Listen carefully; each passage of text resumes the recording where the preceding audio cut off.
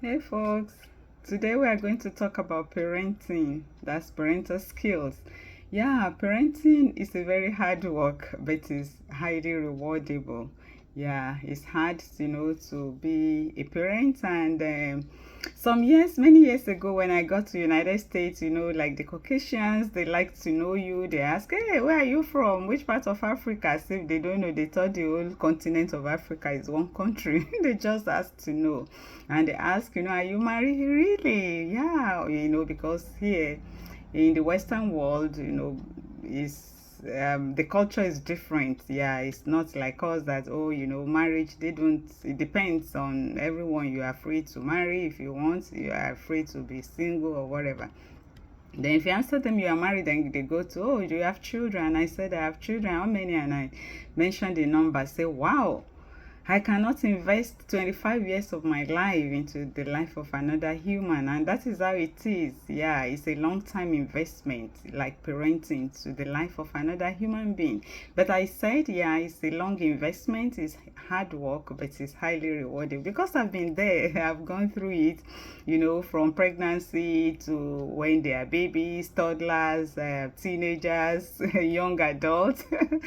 It's a lot, yeah. But the good news is highly rewardable, as I've said. So number one to go into it is as part of parental responsibility is to have positive relationship, yeah, and connection with your children. Spend time with them, when they are babies, even from when they are pregnant. When you are pregnant, in their pregnancy, I used to tell my children when they are still, when I'm with their pregnancy, I say, "Oh, this or unknown stranger, unfamiliar stranger, that one day, soon and soon we will get to know." So we communicate, we talk, and when they are babies, so establish that connection. It is really, really important, and researches and studies have proved, the benefit of having spent time, having quality time with your children, especially when they are young, when they are growing up. And if you have more than one, two, three, be fair to all your children. Yeah, there should be no favoritism, and it is easy. You can do it. It's doable. I've gone through it, and as I'm telling you right now, I do not have any favorite child. Yeah, I love them equally. Yeah, people are different, children are different, even their pregnancy, their birth, their personality, their behavior, their characteristics. But I treat every one of them as an individual.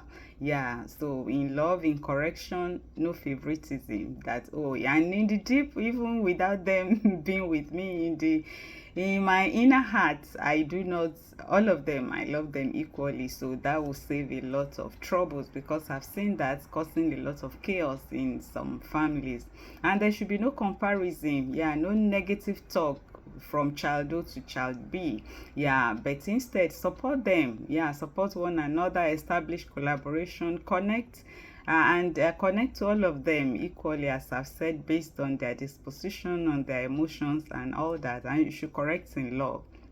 There will always be offenses, there will always be mistakes, because they are children, they are growing. We are adults too, we are learning, and especially, in this age that everything is changing fast. So we just try, to be on the same page. And the second one is to set clear, realistic expectations.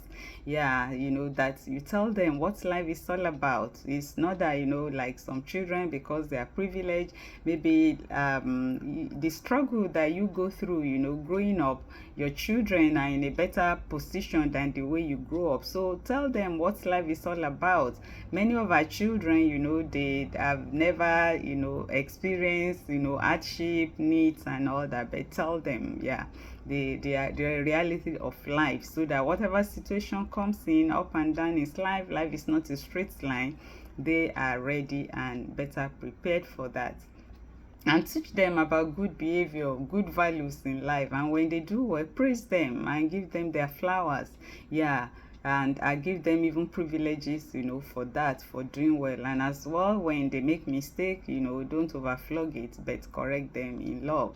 Number four is to set rules. Yeah, and keep to it. Yeah, because children, especially when they are like schoolers and all that, they play on parent intelligence, or especially when the parents are not on the same page, dad and mom. But make sure you set rules and you keep to that rule and be fair, to your rules, to the regulations, to the family values, and avoid being extreme or too tough in your discipline. Yeah, that they will be doubting, is this really my mom, is this really my dad? When you correct, yeah, and then when everyone comes down, call them in love and explain to them and the reason for the discipline or the correction, so that they will learn, and that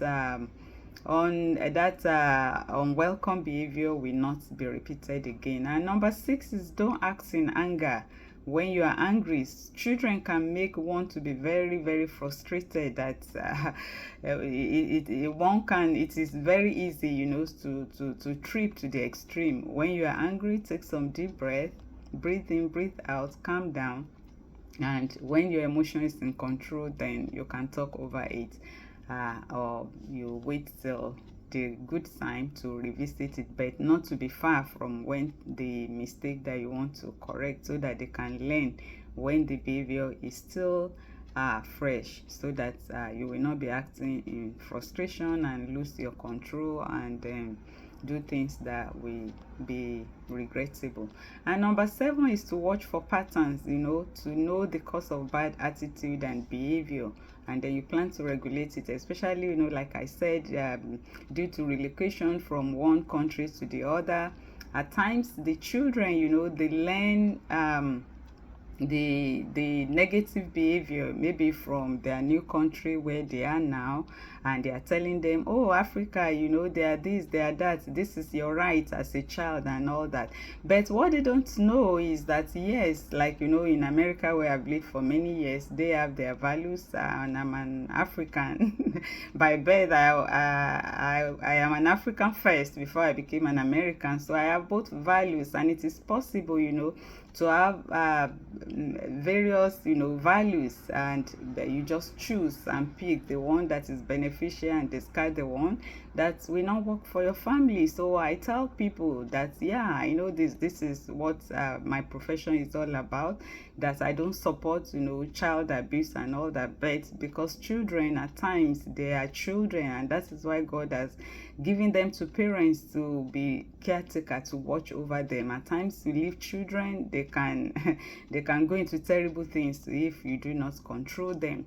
But the system here, like, they leave children to do whatever they want to do. Oh, you can't correct them, it will cause them emotional this and all that.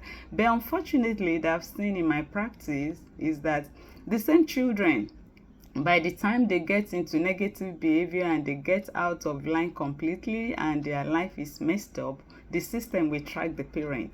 The parent that the system did not allow, to bring these children in a proper way. When the life of these children are messed up, they are going to track them. When these children become useless to themselves and they cannot function again, then they track the parents and give them the useless commodity that the society has made the children, messed up with drug, messed up with substance.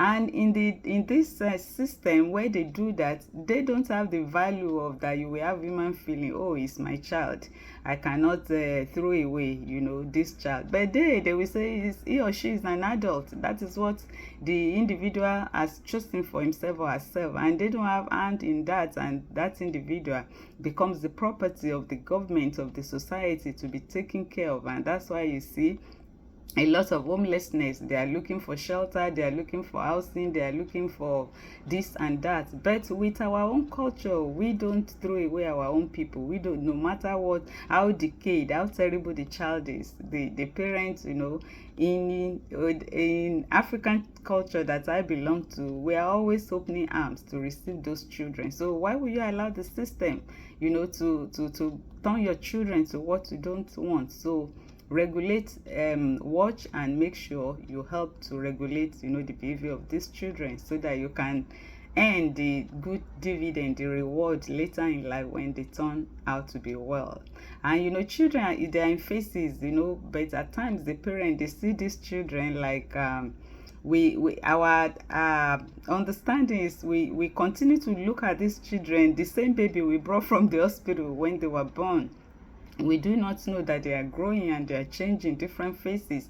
Like the children, they see you as the best thing that has happened to them in their life, the best mom, the best dad, when they are still babies, when they are still toddlers, when they are still preschoolers. But when they get to teenage years, things different. You know, you become like enemies. They don't want to listen again. But you know, they are struggling between hormones, between pressure, between society, and you know, peer pressure, sense of they want to belong, sense of belonging and all that. But just hold on to the core. Don't give up. These are your children. Continue, you know, to hold on with them and point them to the good values of your family, of your faith, of your religion. If you're a Christian, pray.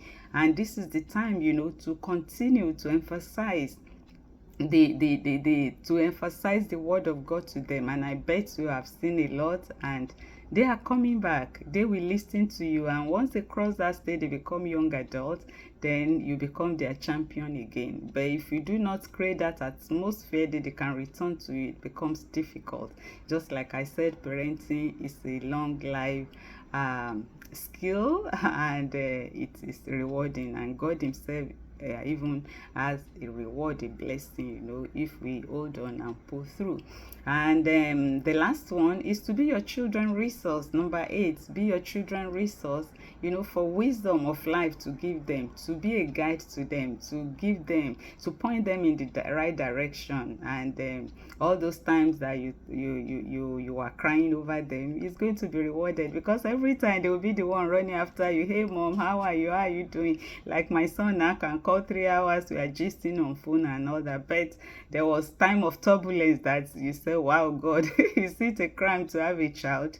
It's just the face. Everything is going to be all right. And that's what I brought across your way today, that you hold on to your children. Train them, teach them that good value, and depend on God. Trust God, pray for them. Introduce them to the word of God, and you are going to be happy that you do that, and you enjoy your children, and they will be a blessing to us. All right, I hope you learned something. It's me, your mental health clinician, Dr. Debbie. Until I come your way again, have a good one. Bye.